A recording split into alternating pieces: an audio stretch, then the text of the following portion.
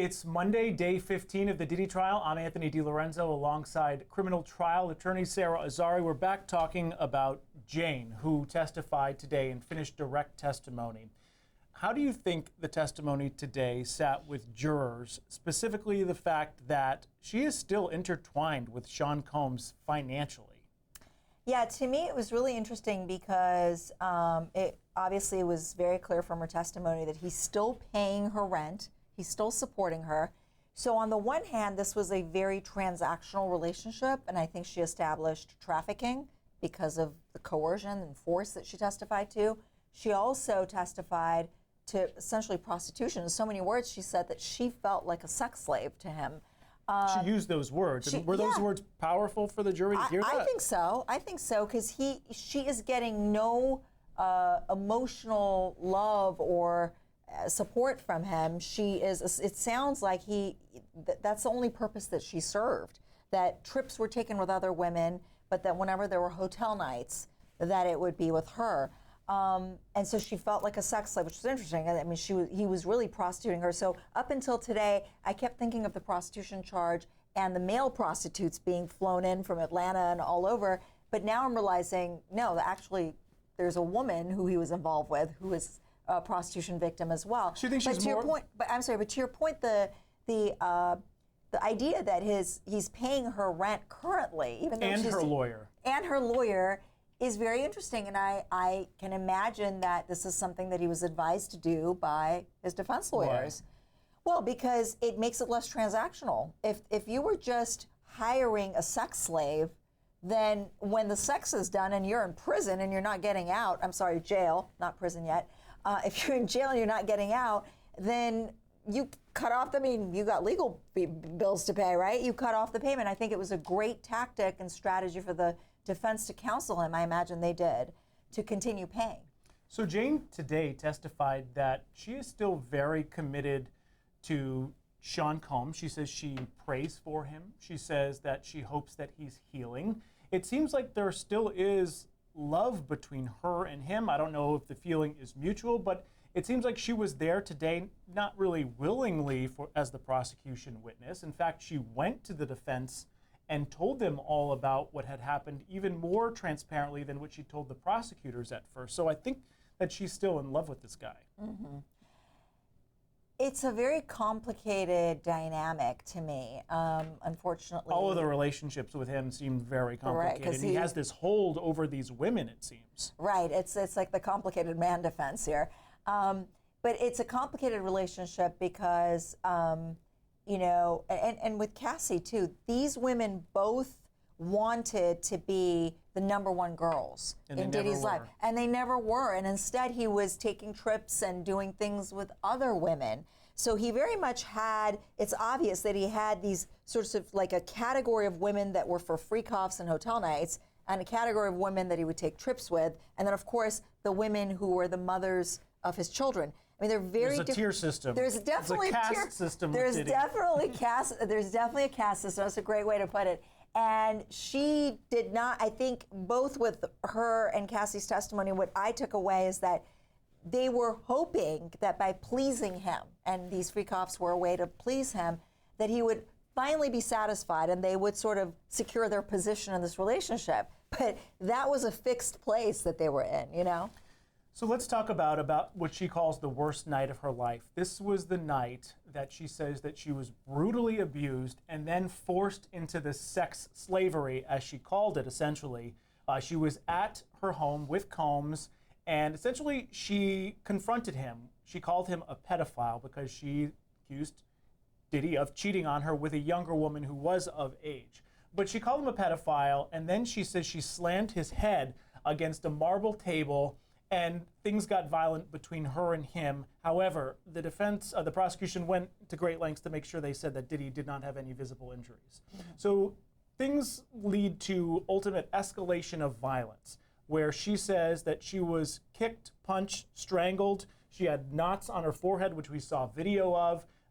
She was kicked in the back. She had to hide in different rooms for her life. She locked doors in her home, and he kicked them all down.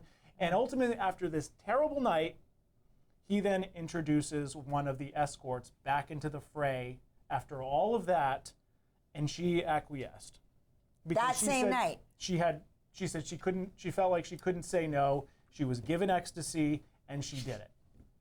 Well, look, that looks pretty bad for him. It's bad because for the prosecution, that is essentially using force and fear to coerce her into another hotel night or whatever, freak off. But the defense is going to say, wait a minute, under the law, it's about who is the first aggressor. She was the first aggressor. So to the extent that he got violent, it was responsive. It was in self-defense. I mean, that is sort of, I think, where the defense is going to try to go. If you see this woman, she's very small stature. She's probably barely 5 feet, probably a little over 100 pounds. And you have this matched up with Sean Combs, who clearly is a big guy. Mm-hmm. So they're saying, obviously, she's not going to win this fight. I think the defense law is also going to say, did you tell anyone? No. Did you go to the police? No. Why not? I mean, there's going to be all that. In addition to which, my understanding is that her description of this worst night of her life and the violence on that night came after she had seen the Cassie video in the hotel. So that was very interesting because the prosecutor, Comey, she said, after this guy went on Instagram and told the world that he was a horrific human being for doing this, and he went to therapy, he went to rehab, and he's a changed man, he goes and does something like this. So how changed could he possibly be? And to that point, we got to get an inside look as to what his life was like, the crisis mode that he was in March of 2024 when that CNN video came out. He was actually with Jane that night or that day in Miami at his house. His family was there. They were all huddled together. And Jane says that they actually came up with a script for him to read on Instagram. And she said she thought it was really heartfelt and genuine. But what ultimately was conveyed on Instagram and the finality of it all, she says, was not genuine at all, and she did not accept the apology that he gave. She didn't think that it was really something that he felt from the bottom of his heart. Well, it was obvious that I remember that statement, and at that point, it was clear that he has criminal exposure. So I imagine that his lawyers had a lot of input into what he said. But he definitely did convey that this was a dark part of his life, that it was many years ago, that it was over, that he's handled his issues, that, I don't think he said in so many words that he was addicted to drugs, but clearly there was a insinuation that he was struggling with some issues that were handled. But then you have Jane testifying to way more recent, same pattern, right? And so what happened to the changed man that you had described in that statement?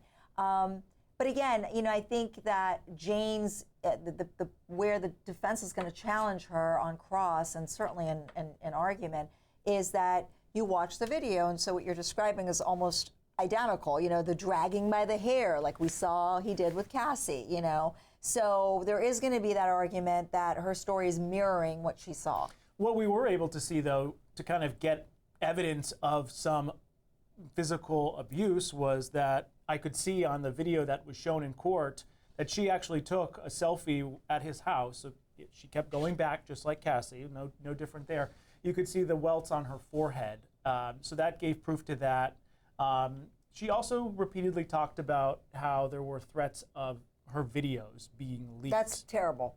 To her baby daddy. Yeah, remember that with Cassie, Diddy had threatened to release her videos to her parents, get her parents fired, asked the parents for $20,000, which they took a loan out to pay him, even though he didn't, gave it back.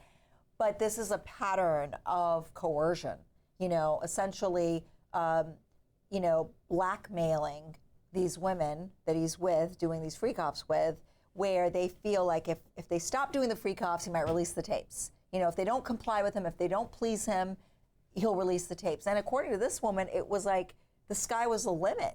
She could not get him satisfied. There was no end to his demands for freak-offs. And so she felt like she had to keep doing it in fear of perhaps releasing those videos. Even, I think there was a threat to her baby's father, which, there are rumors as to who that is, another rapper.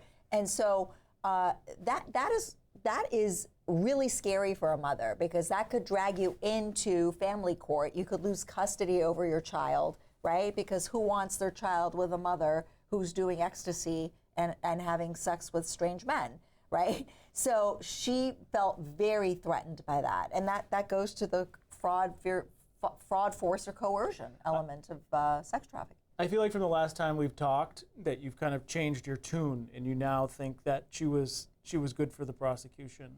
I mean, there was a lot about her testimony that was good for the prosecution. I'm waiting to see how her cross-examination is going to go. And unlike Cassie, who was visibly a domestic violence victim and had a very long relationship with Diddy, and met him when she was younger, even though she was of age, this is an older woman who has a pattern. Clearly, she goes for rappers and gets support. She doesn't really. She's not the woman to go out and work. She said she's on OnlyFans. She talked about that. She's on OnlyFans, and she has like a failing swimsuit business, but it's more about her showing her body. I mean, I don't know how the jury's going to receive that, and so her testimony really helped the prosecution. I think one thing that I have been saying is, where's the criminal enterprise? Where's the criminal enterprise? And now I'm hearing a lot more mentions of Christina Coram. I've heard mentions of D-Rock, his main security guy, and they seem to be, especially KK, Christina Coram, definitely members of this criminal enterprise. The enterprise, yes. Security, assistance, Christina Coram. Yeah. Those are the underlings. Those are the underbosses that were doing all of his dirty work for him. Yeah. And a few of them has gotten immunity, as we've talked about many times. So everyone's wondering, and is Christina I wonder Coram if Christina Coram is going to be the last witness to kind of wrap She this knows all where up. all the skeletons are, where the bodies are buried, and she was with him until the end. And we should point out that Jane was actually still dating Diddy right up until his arrest in September of 2024. She was actually supposed to come to New York and possibly have a hotel night with him while he was staying in New York. And we've seen all the pictures from his hotel room here in New York City right before he was arrested, with baby the baby oil, the drugs. Astroglide. Yes, so he was ready. Right. He was ready, and she was going to come, but she said the only reason why she didn't was because he was arrested. Are there any jail calls between him and Jane that have been released? Anything? No, they haven't put any of the jail calls into, but maybe the defense will use those. I don't know. But she will be back on the stand tomorrow, and she will be cross-examined by Tenny Garagos. We expect that to last maybe 2 days. She has an international trip coming up on Thursday, has to be done by then. It seems like the prosecution probably won't finish up this week, because that brings us up to Wednesday. So maybe next week it will be the full 6 weeks that they talked about. All right, well. I'm really waiting for the defense, because the defense doesn't have to put on a single witness, and they've got 2 weeks of testimony, they said. So I'm interested to know who they're bringing in to discredit the prosecution's case. All right, Sarah Azari, we'll see you on day 20, a milestone coming up on Tuesday. Have a good one.